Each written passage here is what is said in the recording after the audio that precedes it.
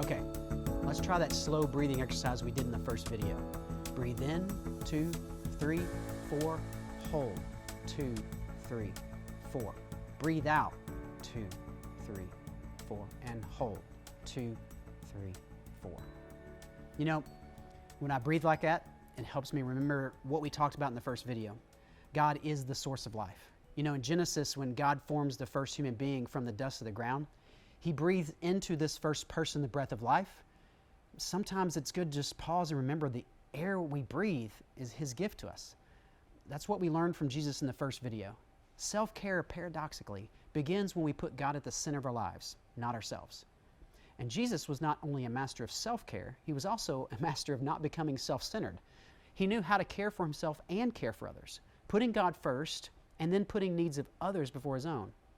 How did He stay healthy emotionally and physically and give so much of Himself for the benefit of others? In the next few videos, we're going to look at 4 habits that Jesus modeled for us that we can learn to practice as well. And these habits will help us access the abundant life that God offers us. We're going to look at silence, Sabbath, community, and contribution. Well, let's look at silence and Sabbath first in this video. Jesus was a very busy person. If you read through the Gospels of Matthew, Mark, Luke, and John, you'll see people always looking for Jesus, asking Him to heal them, asking Him hard questions, looking for help from Him.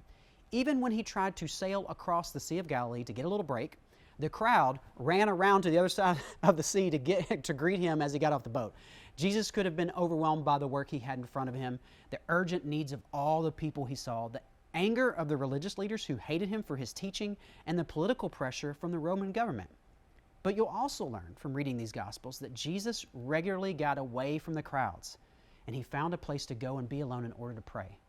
Jesus had a habit of silence in His life that helped Him listen to the voice of God. Think about all the modern distractions that create noise in your life. Think about how little silence you actually experience in your own life. If it's not a business call, it's a social media feed. If it's not hundreds of emails, it's the never-ending Netflix scroll. But Jesus knew that making silence part of His rhythm of life gave Him a connection with His Heavenly Father, and that helped Him restore His energy in life. He knew He could go back into the noisy world and hold on to the quiet truth of His Father's voice. The noise that tried to tell Him He wasn't good enough or smart enough or that people didn't like Him, none of that could break through the silence that He'd experienced that day with His loving Father. A few moments of silence each day, putting your phone away, focusing on a verse of Scripture or last Sunday's message, or even praying for wisdom can change your outlook on the day. The second habit is just as powerful. Jesus knew how to rest and renew Himself.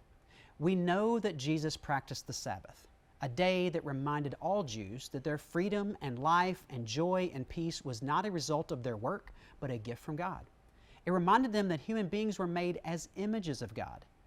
There were a couple stories where Jesus is taking a nap, even during a storm while at sea in a boat. I mean, Jesus knew that the rhythm of rest that kept Him refreshed and renewed and helped Him remember that He wasn't chasing the approval from the people around Him. He wasn't looking to prove Himself and achieve great things to get recognition. Sabbath was His way of pointing His efforts toward His Heavenly Father. We can adopt this practice of Sabbath by taking some time each week, maybe even a whole day, to remind ourselves that our work is not a way to chase significance, and it's not the ability to get more stuff. God made us to work, but that work is a reflection of His character rather than a way to fulfill your own desires. You may need to set aside some time. Block out a section of your week where you're not required to do anything or be anywhere. Maybe you just need a good nap. Maybe you play with your kids, or you go on a long walk with your spouse. Maybe you just sit in your favorite chair and do nothing. Setting aside time to just appreciate what God has already given you rather than striving for more. This kind of self-care forces us to see life as a gift, to turn our attention to the God who has given us life and let gratitude fill our hearts and minds. Jesus made silence and Sabbath a regular part of His self-care routine, and that kept Him connected to God and ready to give and serve others. If you'd like to learn more about these 2 practices, we recommend you check out the website practicingtheway.org and John Mark Comer's book, The Ruthless Elimination of Hurry.